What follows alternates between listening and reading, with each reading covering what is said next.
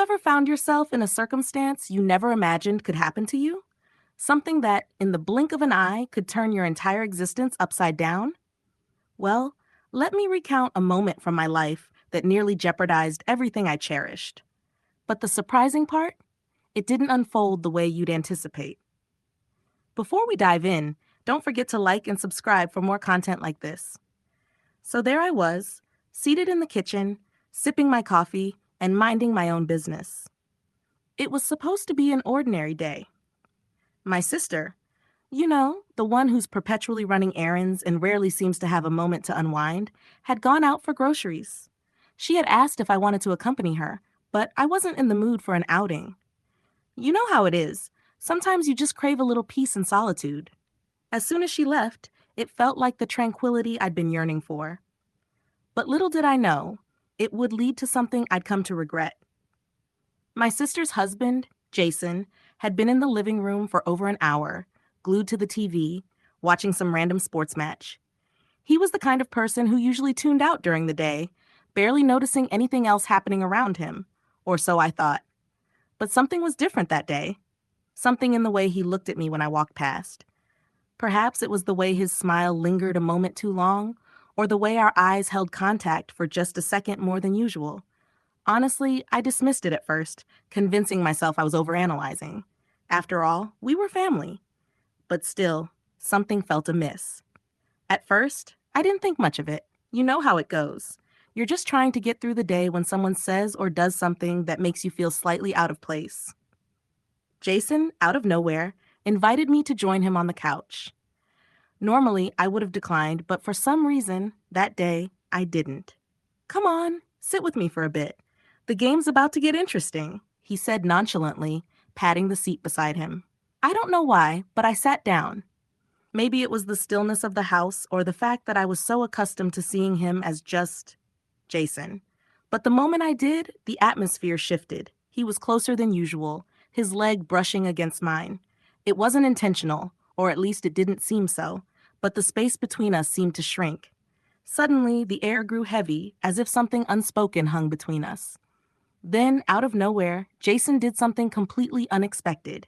He put his arm around me. At first, I thought it was just a friendly, playful gesture, like how you might with a sibling or close friend. But it wasn't playful. It felt more intimate. My heartbeat quickened as I tried to pull myself back from the moment, reasoning that it was just a lapse in judgment. But as I sat there, I couldn't shake the feeling that something had changed. The boundaries of what was normal and what wasn't had started to blur, and I didn't know how to stop it. Jason, sensing my unease, gave a small chuckle and pulled away slightly, as if realizing he might have crossed a line.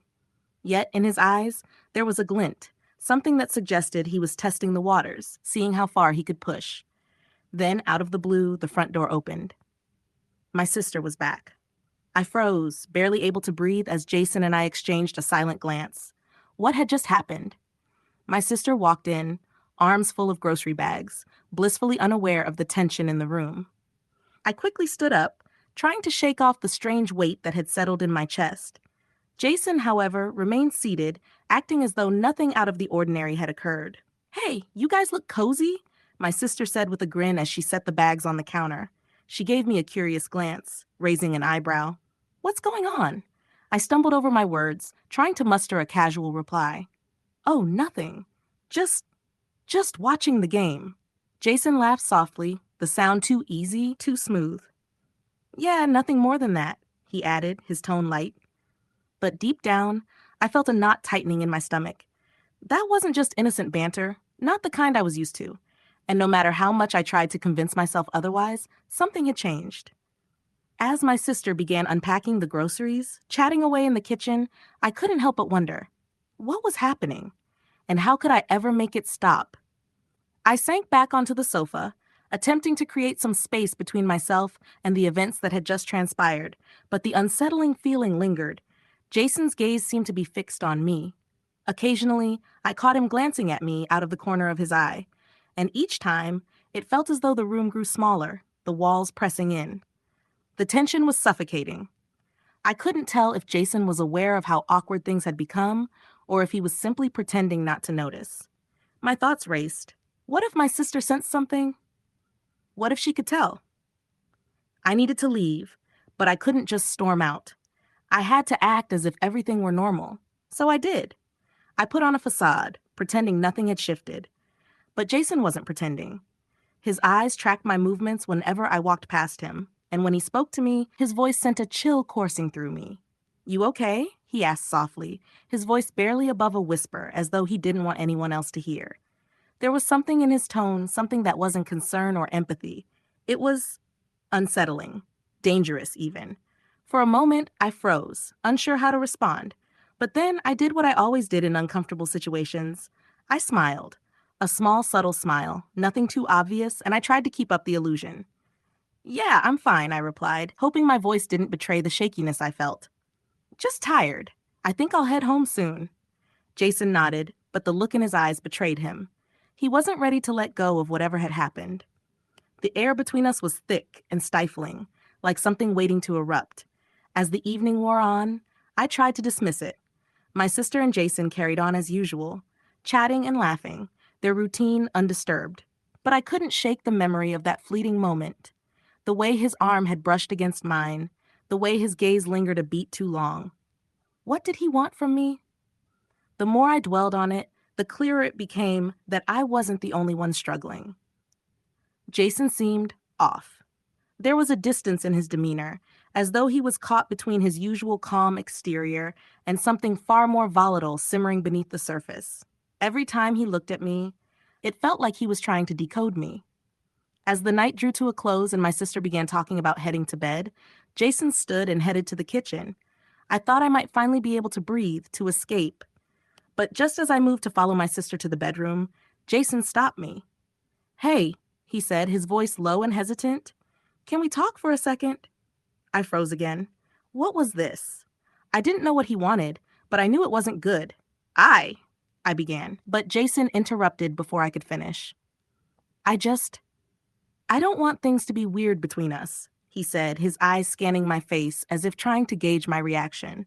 "You're my wife's sister. I don't want you to think I'm some creep or anything." But there was something off about his words, something that made my stomach churn. Why did he care so much about what I thought? Was it guilt? Guilt over what had almost happened? I inhaled deeply, trying to calm the storm inside me. "It's fine," I said quickly, though my voice trembled slightly.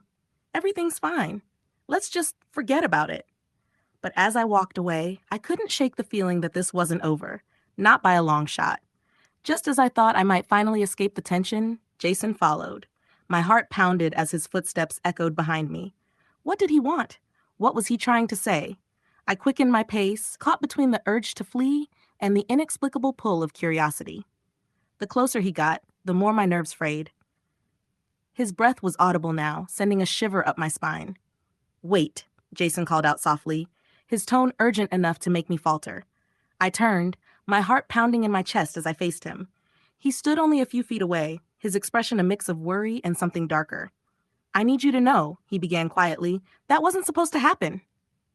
His words didn't soothe me. They only made my anxiety spike. I don't want to overstep any boundaries, but I could sense it in his gaze. He was trying to convince himself just as much as he was trying to persuade me. The lines he mentioned weren't as distinct as he wished them to be. The way he looked at me earlier, the lingering of his touch, it was all still palpable. The temptation in the atmosphere was undeniable. We were teetering on the brink of something, and the more he tried to dismiss it, the harder it became for me to ignore. "Jason, stop," I said, my voice quivering more than I intended. "It's fine. We can pretend this never happened." But the tension between us only intensified. He took a step closer, and in that moment, I had no idea what would come next. Was he going to push forward again?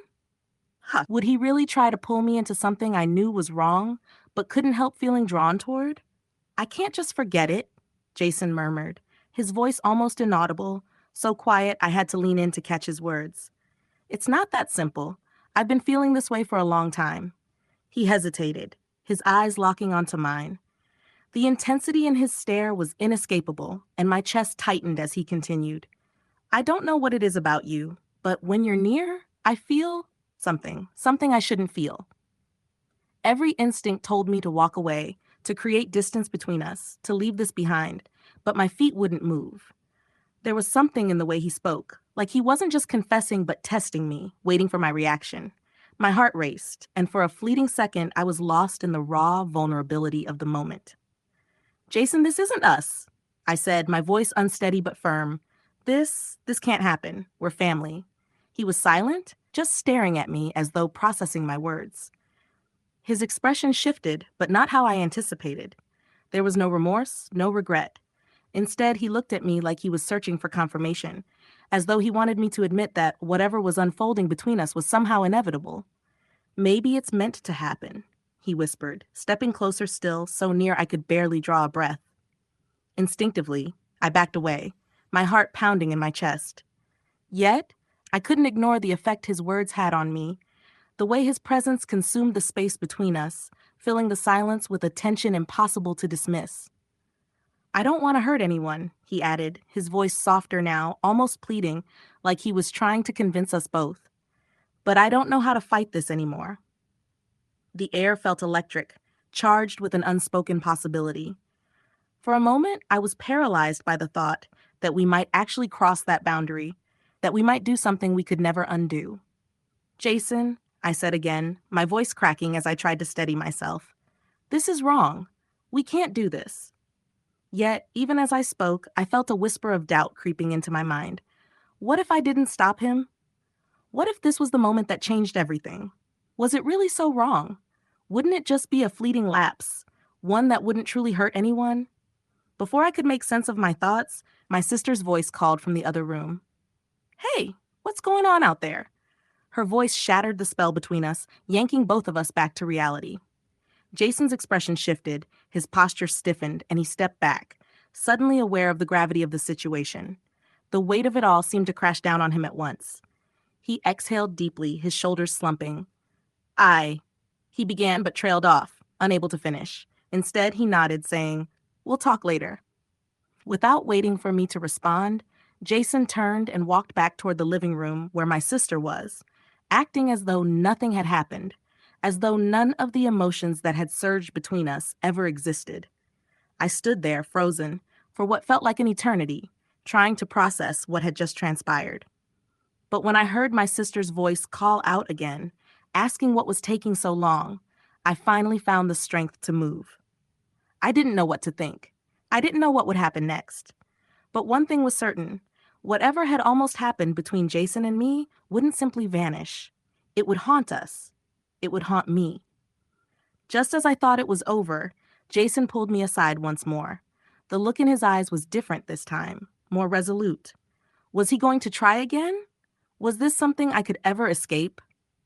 I couldn't comprehend what to feel when Jason pulled me aside once more.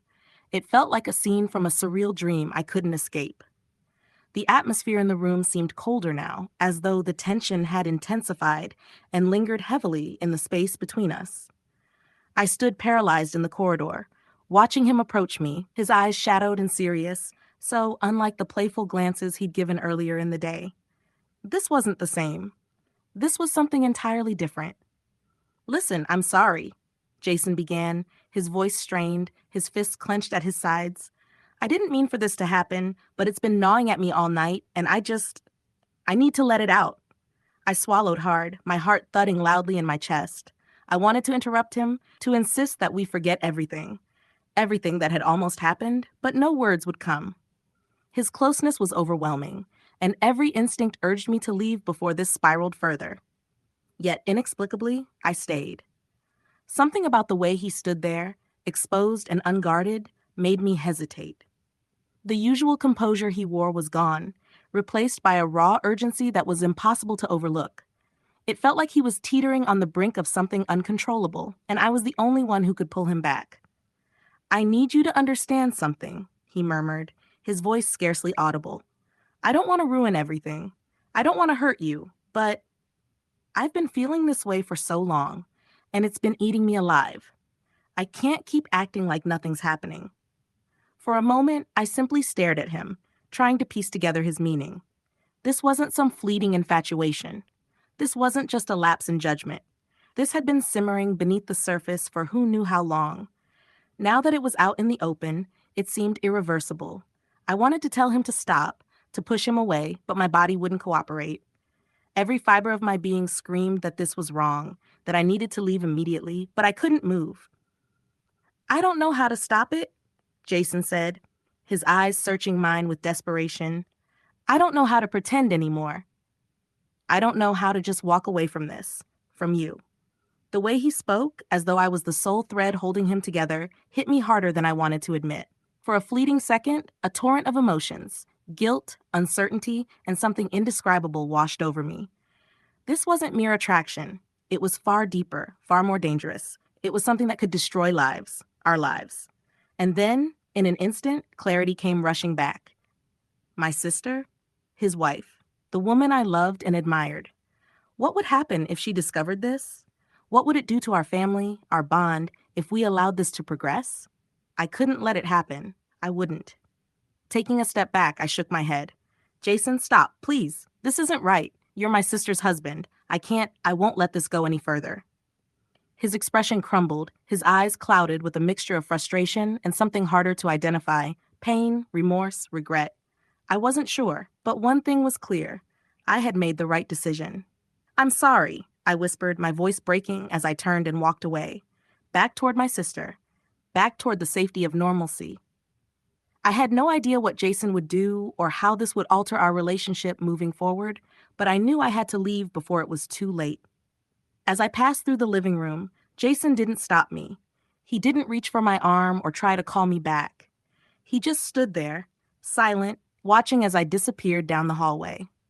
When I reached the bedroom, I locked the door behind me and leaned against it, my heart pounding and my breaths uneven. The weight of what had almost transpired was suffocating, like a burden I had no right to carry. Yet, despite the shame and regret, I couldn't ignore the nagging thought that perhaps, just perhaps, this connection, whatever it was, would never entirely fade. The next morning, everything seemed normal. My sister laughed at some silly joke on the TV, blissfully unaware of the storm that had nearly wreaked havoc on our lives the night before. But every time I glanced at Jason, I sensed something had changed.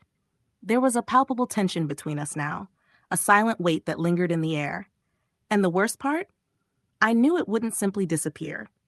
The emotions, the uncertainty, the temptation, they were still there. For now, though, I would pretend. Pretend that everything was fine. Pretend that nothing had happened. Pretend we hadn't nearly crossed an unthinkable line. But deep down, I knew. It wasn't over. Not by a long shot.